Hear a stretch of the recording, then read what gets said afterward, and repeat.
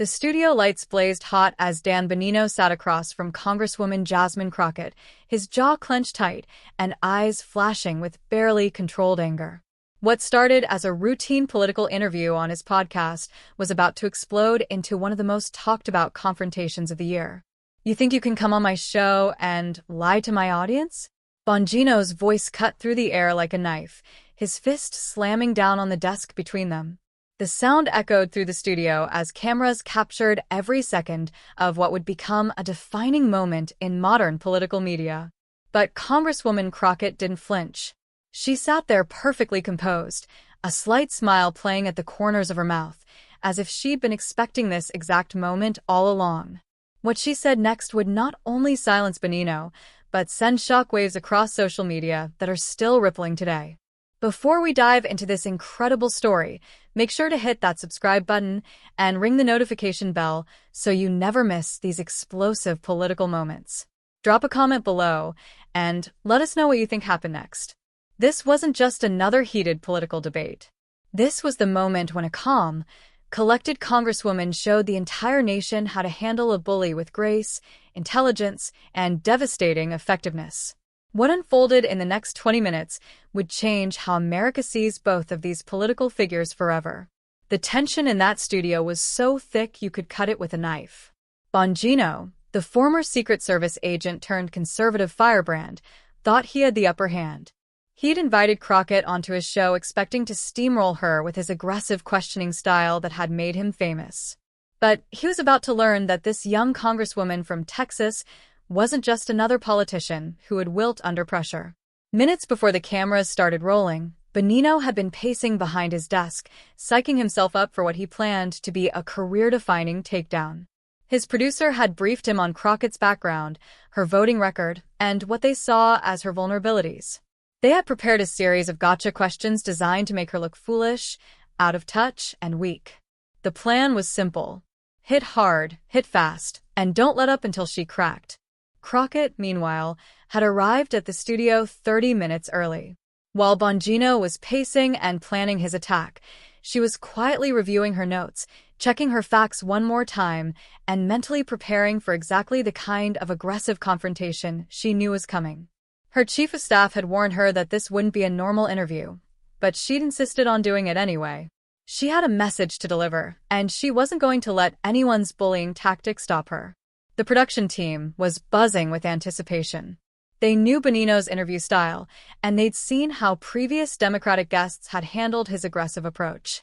Most either got defensive and started shouting back, which made them look just as unhinged as him, or they became flustered and stumbled over their words, which made them look weak and unprepared. Either way, Bongino usually came out looking like the winner. But something was different about Crockett's demeanor as she sat in that chair, waiting for the interview to begin. There was a calm confidence about her that seemed almost out of place given what everyone knew was about to happen. The lighting technician later said he'd never seen a guest look so relaxed right before one of Bongino's ambush interviews. The stage was set for an epic showdown between two completely different styles of political communication. On one side, you had Bongino, loud, aggressive, interrupting, trying to dominate through sheer force of personality. On the other side sat Crockett, calm, measured, prepared, and absolutely unshakable in her composure. What happened next would become a masterclass in how to maintain dignity under attack. And the internet was about to take notice in a massive way. To understand the explosive confrontation that was about to unfold, you need to know who these two political figures really are and why their clash represents something much bigger than just a heated interview. Dan Bongino had built his entire media empire on being the loudest voice in the room. The former Secret Service agent, who once protected President Obama, had transformed himself into one of conservative media's most aggressive personalities. His podcast consistently ranked in the top political shows, pulling in millions of listeners who tuned in specifically to hear him tear apart Democrats with his signature style of rapid-fire accusations and heated interruptions. Bongino's rise to conservative media stardom hadn't happened overnight. After leaving the Secret Service in 2011, he tried his hand at politics, running unsuccessfully for Congress in Maryland and later for Senate. Those electoral defeats had only fueled his anger at what he saw as a corrupt political establishment, and he channeled that frustration into a media career that thrived on conflict and controversy. His show had become a must-listen destination for conservatives who felt that mainstream media wasn't fighting hard enough for their values. Bongino positioned himself as their champion, the guy who would say what others were afraid to say and do what others were afraid to do. His catchphrases like "liberalism is a mental disorder" and "the Democrats hate America" had become rallying cries for his devoted audience. Bongino's approach was simple but effective. Overwhelm your opponent with volume and aggression. Never let them finish a sentence and declare victory through sheer force of personality. It had worked for years against unprepared guests who came on his show expecting a normal political discussion. His audience loved it when he made Democrats look foolish, and his subscriber count proved it. The business model was brilliant in its simplicity.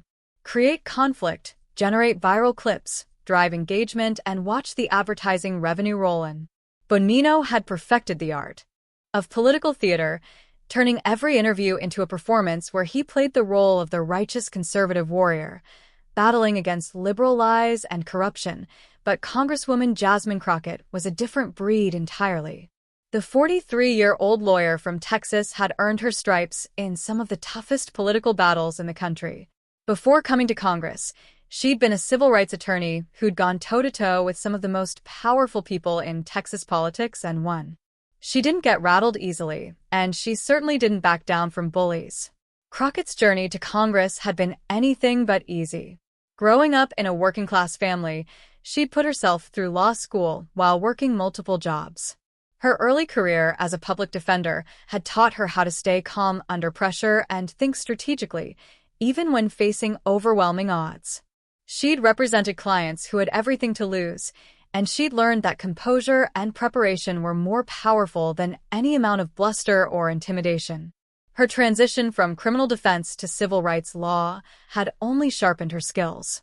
She'd taken on cases that other lawyers wouldn't touch, representing victims of police brutality and fighting against systemic discrimination in the Texas justice system.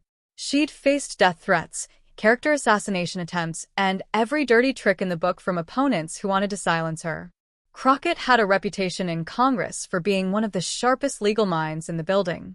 Her background as a trial attorney had taught her how to stay calm under pressure, how to think on her feet, and most importantly, how to turn an opponent's aggression against them. She'd gone viral multiple times for her composed but devastating takedowns during congressional hearings. The stakes of this confrontation went far beyond just these two individuals. This represented a clash between two completely different approaches to political discourse in America. Bongino represented the old-school approach of trying to win through volume and intimidation. Crockett represented a new generation of politicians who believed that intelligence, preparation, and composure could triumph over bullying tactics.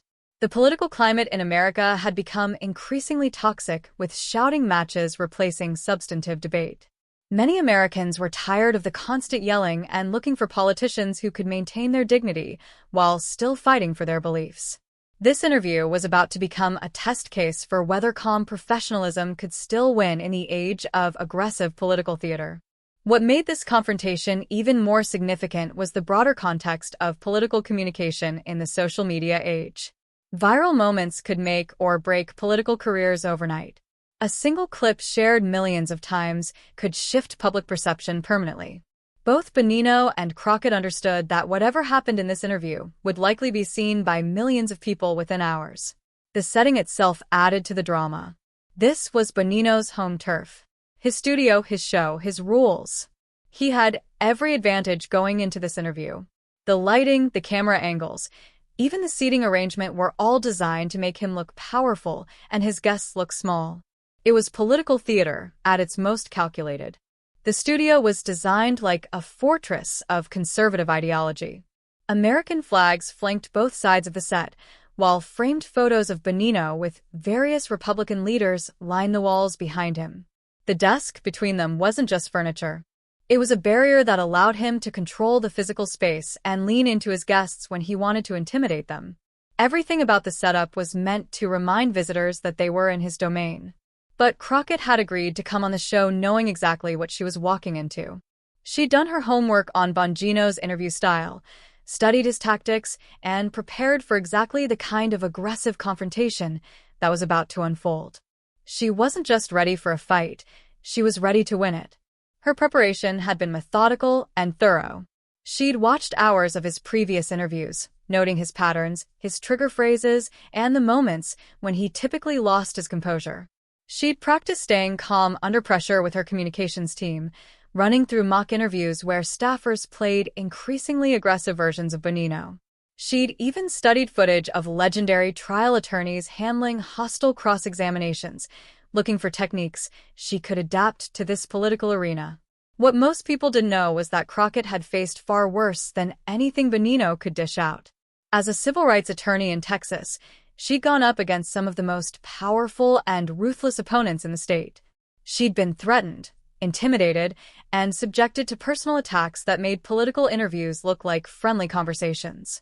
This was just another day at the office for someone who'd built her career fighting for justice in hostile environments. The broader context made this confrontation even more significant. Political discourse in America had reached a breaking point, with shouting matches replacing substantive debate on virtually every major issue.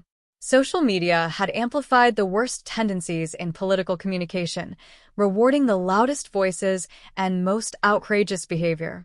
Many Americans were exhausted by the constant conflict and looking for leaders who could model a better way forward. Bongino represented everything that was wrong with modern political media. His show had become a breeding ground for conspiracy theories, personal attacks, and the kind of toxic rhetoric that was poisoning American democracy. His audience loved him for owning the libs. But his approach was contributing to a political climate where actual governance was becoming nearly impossible. Crockett represented something different. A new generation of politicians who believed that you could be tough without being cruel, that you could fight for your beliefs without losing your humanity. She'd come to Congress with a reputation for being one of the sharpest legal minds in the building, but also for maintaining her professionalism even in the most heated moments. The political stakes couldn't have been higher. This interview was taking place just weeks before a crucial election with control of Congress hanging in the balance. Every viral moment, every clip shared on social media, every headline generated from political confrontations could potentially influence thousands of voters. Both sides understood that what happened in this studio could have consequences far beyond their personal reputations. The interview had started normally enough, with Bongino asking standard questions about recent legislation and democratic policies, but you could feel the tension building from the very first exchange. Bongino's voice carried that edge that his regular listeners knew meant he was gearing up for an attack. "Congresswoman, your party keeps talking about helping working families, but your policies are destroying the middle class," Bongino began, his voice already rising slightly. "How do you justify voting for bills that are clearly hurting the people you claim to represent?" Crockett responded calmly, citing specific data and examples from her district. But Bongino wasn't interested in her actual answer. He was building towards something bigger, and experienced viewers of his show could see it coming. "That's not what I asked you," Bongino interrupted, his volume increasing noticeably. "I asked you how you justify hurting working families. Are you going to answer the question, or just keep reciting talking points?" The first red flag went up. Crockett had actually answered his question directly.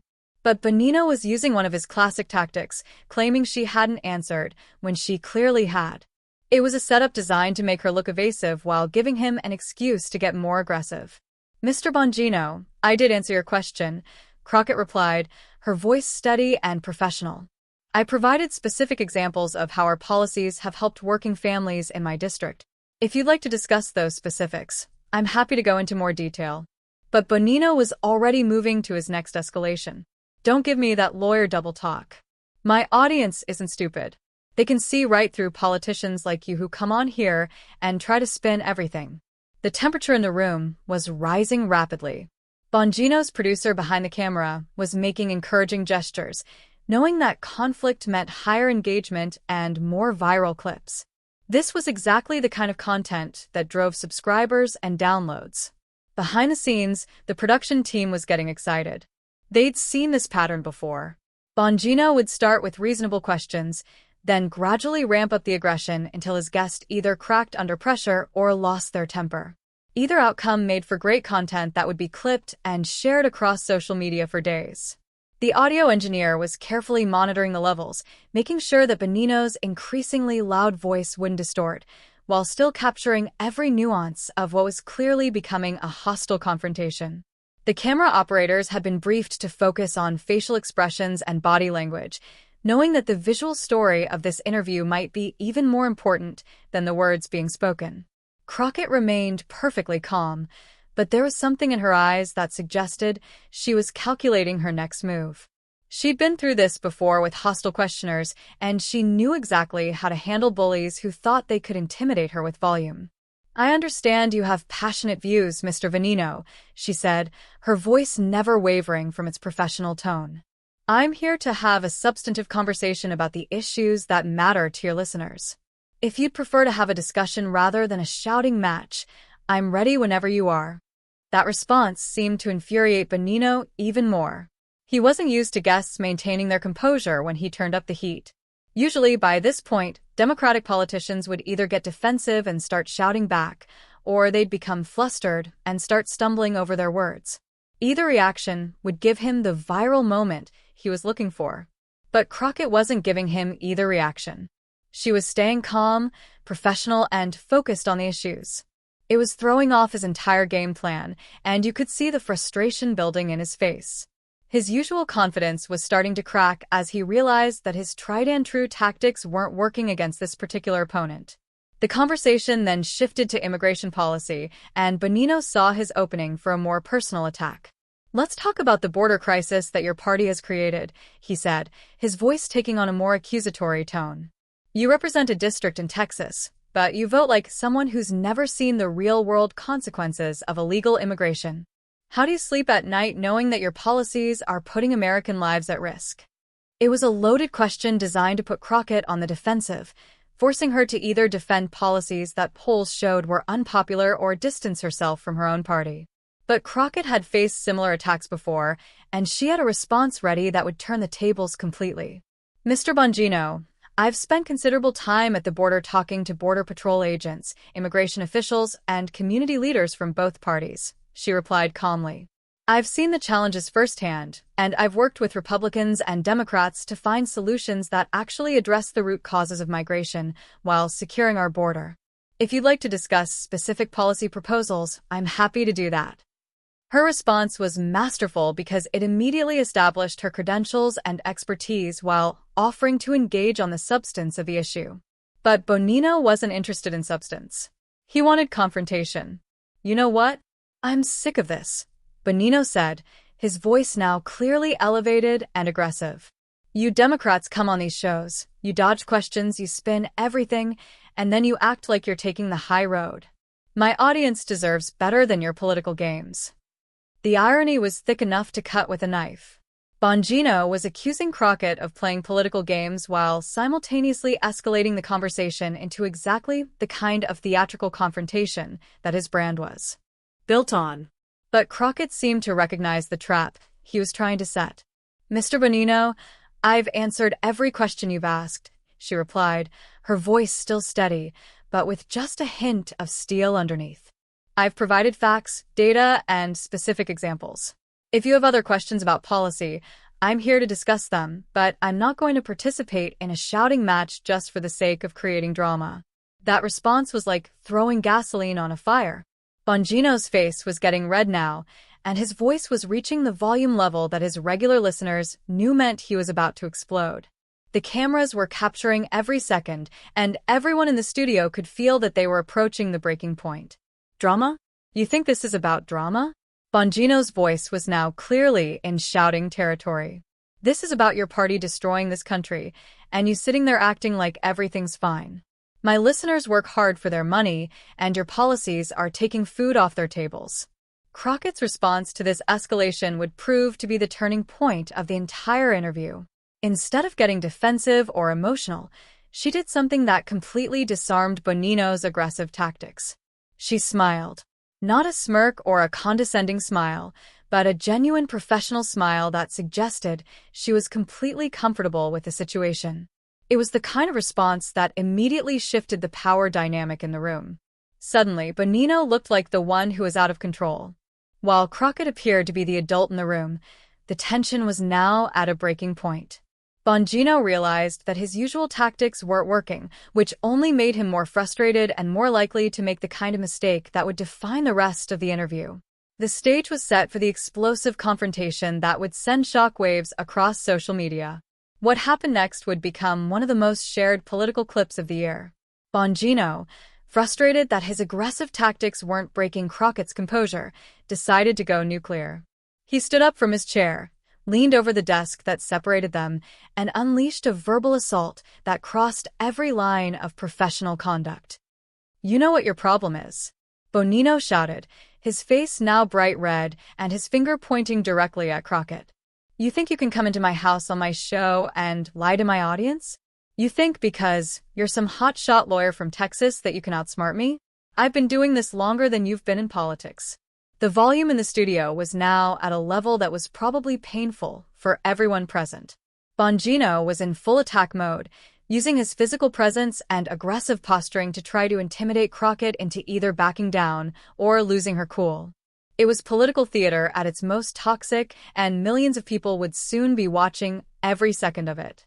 The camera operators were having a field day, switching between close-ups of Bongino's red face and Crockett's calm expression.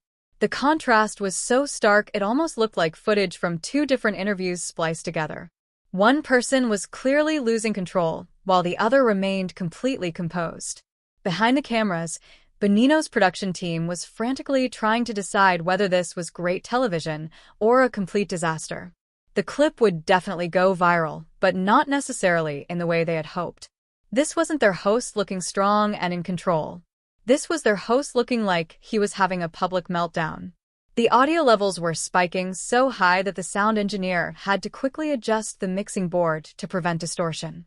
Bongino's voice was reaching decibel levels that would typically require ear protection in a construction zone. Meanwhile, Crockett's voice remained at the same professional level it had been throughout the entire interview. But what Crockett did next was absolutely masterful. Instead of shrinking back or shouting in response, she did something that completely neutralized Bongino's aggressive display.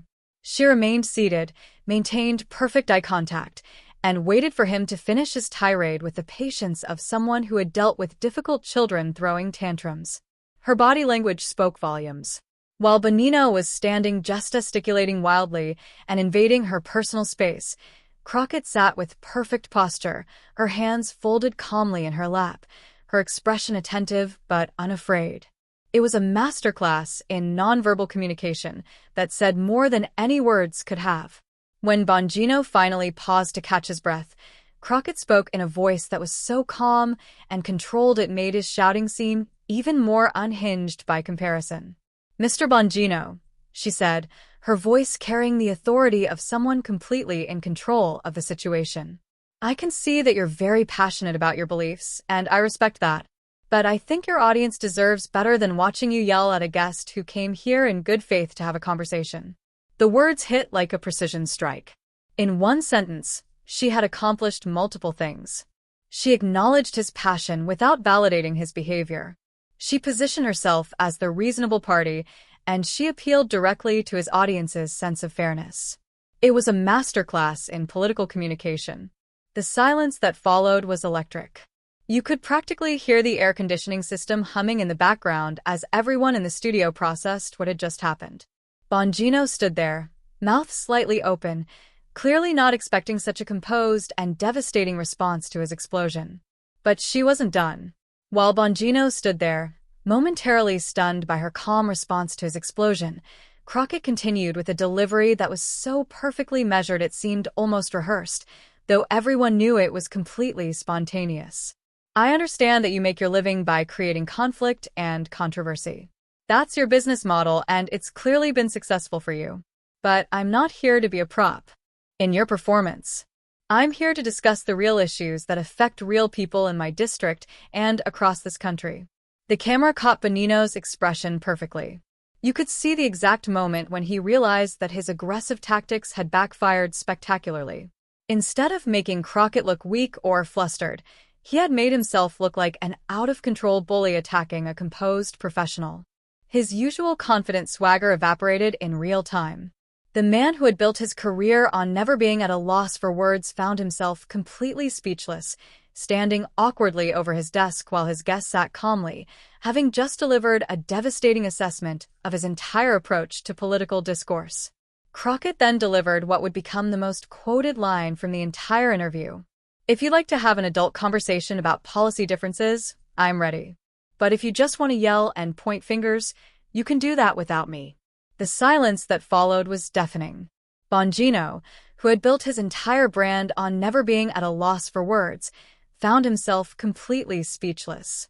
He slowly sat back down, his face still red, but his volume suddenly much lower.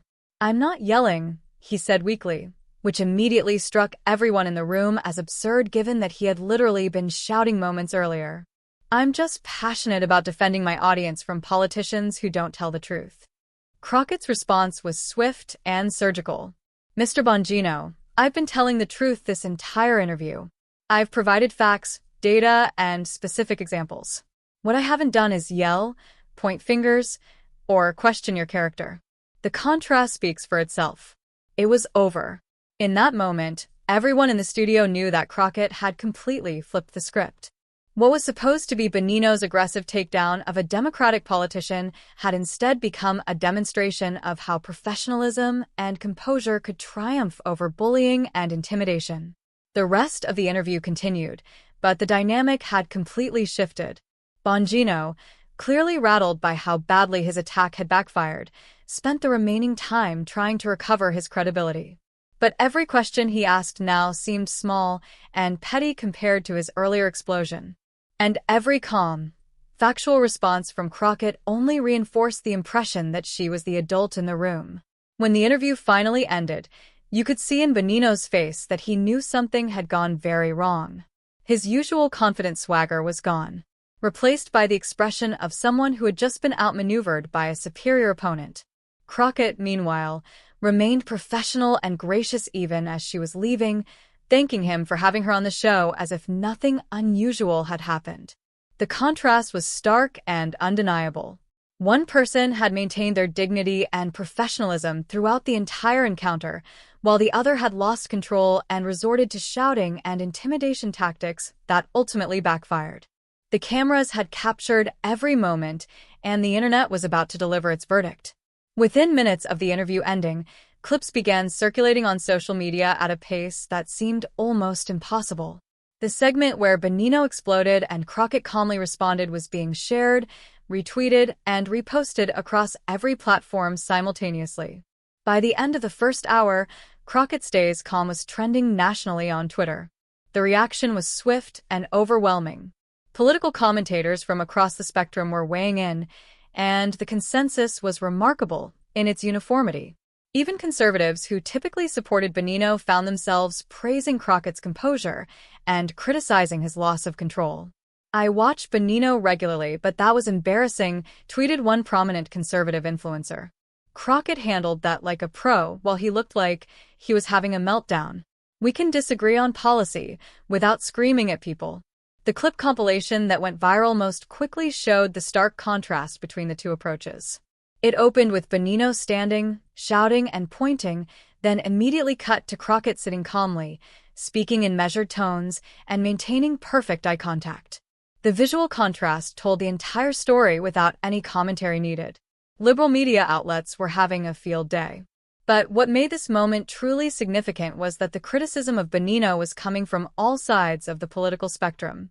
Conservative commentators who had built their own brands on aggressive tactics were quietly distancing themselves from Bongino's behavior, recognizing that he had crossed a line that made their entire movement look bad. "This is why people hate politics," wrote a moderate Republican strategist. Crockett came on his show in good faith, answered his questions with facts and data, and he responded by screaming at her like a child. She made him look foolish without even trying. The numbers told the story of just how viral the moment had become. The original clip posted by Bongino's own social media team had been shared over 50,000 times in the first 2 hours, but the comment section told a story they probably hadn't expected. Instead of supporting Bongino, the vast majority of comments were praising Crockett's composure and criticizing his behavior. Media analysis shows began dissecting the interview frame by frame, using it as a case study in effective political communication. Communication experts were pointing to Crockett's response as a textbook example of how to maintain authority and credibility when under attack. "She did everything right," explained a former White House communications director on CNN. "She stayed calm, she stuck to facts, she didn't take the bait, and she turned his aggression into evidence of her own professionalism. It was masterful." But the most significant reaction came from an unexpected source, Bongino's own audience. Comments on his podcast and social media pages showed that many of his regular listeners were disappointed with his behavior during the interview. They had tuned in expecting to see him debate Crockett on policy issues, not watch him lose his temper and shout at a guest. "I've been listening to Dan for years, but that was hard to watch," wrote one longtime subscriber. "She was answering his questions, and he just started screaming at her. That's not the kind of conservatism I want to be associated with." The contrast was becoming more stark with each passing hour.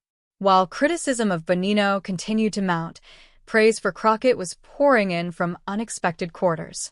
Conservative women in particular were noting that she had handled a difficult situation with exactly the kind of grace and strength they wanted to see from political leaders. News outlets began reaching out to both camps for follow-up comments. Crockett's office released a brief statement that managed to be gracious, while also reinforcing the message that had made her response so effective.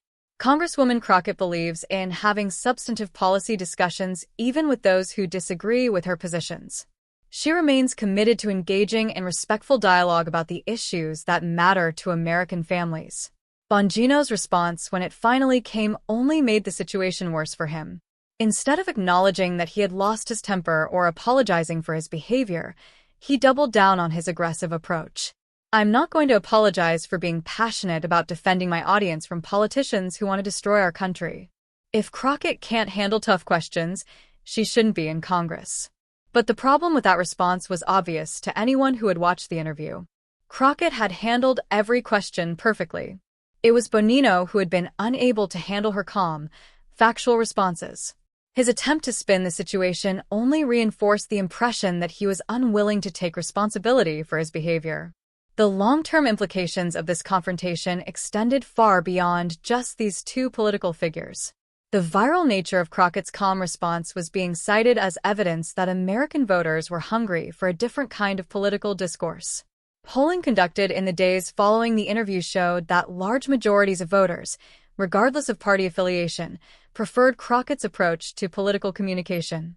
Campaign strategists from both parties were taking notes. The traditional model of political media combat, where the loudest voice wins, was being challenged by a new approach that prioritized composure, facts, and professionalism. Crockett had proven that you could win a political confrontation without raising your voice or losing your dignity. Political science professors across the country began using the interview as a case study in their classes. Dr. Sarah Mitchell from Georgetown University's School of Public Policy told her students that the Bongino-Crockett confrontation represented a potential turning point in American political communication. "What we saw was a demonstration that calm professionalism could be more powerful than aggressive theater," she explained. "It challenges the conventional wisdom that you have to shout to be heard in modern politics." The interview also marked a potential turning point in how political media would handle controversial guests.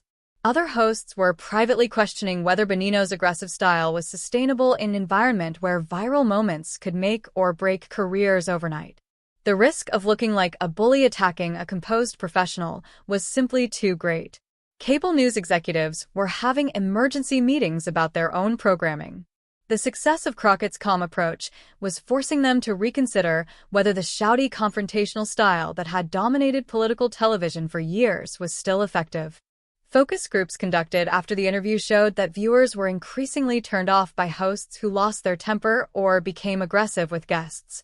Late-night comedy shows had a field day with the clips. Saturday Night Live did an entire sketch based on the interview, with the comedian playing Bongino getting increasingly unhinged while the actress playing Crockett remained perfectly calm, eventually offering him a glass of water and asking if he needed to take a break. The sketch went viral in its own right, further cementing the narrative that Bongino had embarrassed himself. Perhaps most significantly, the confrontation had elevated Crockett's national profile in a way that years of traditional political activity might not have achieved. She was being invited on major news shows, profiled in national magazines, and mentioned as a rising star in Democratic politics, all because she had remained calm when someone tried to bully her. Political donors were taking notice, too. Crockett's fundraising numbers spiked dramatically in the weeks following the interview, with small-dollar donations pouring in from across the country. Her campaign reported receiving contributions from all 50 states, with many donors specifically mentioning the Bongino interview in their accompanying messages. "I've never donated to a politician outside my state before," wrote one donor from Oregon. "But after seeing how professionally she handled that bully, I had to support her. We need more leaders like that." The Democratic Congressional Campaign Committee quickly moved to feature Crockett in their national advertising, recognizing that her calm, professional demeanor could be a powerful contrast to Republican candidates who embraced more aggressive rhetoric. Internal polling showed that swing voters responded particularly well to her approach. Republican strategists, meanwhile, were having uncomfortable conversations about the implications of the interview. If calm professionalism was becoming more politically effective than aggressive confrontation, it could spell trouble for candidates who had built their brands on being political fighters. Some were quietly advising their clients to tone down their rhetoric and focus more on policy substance. The interview had also sparked broader conversations about gender dynamics in political media. Female political commentators noted that Crockett had navigated the kind of aggressive confrontation that often ended careers for women in politics.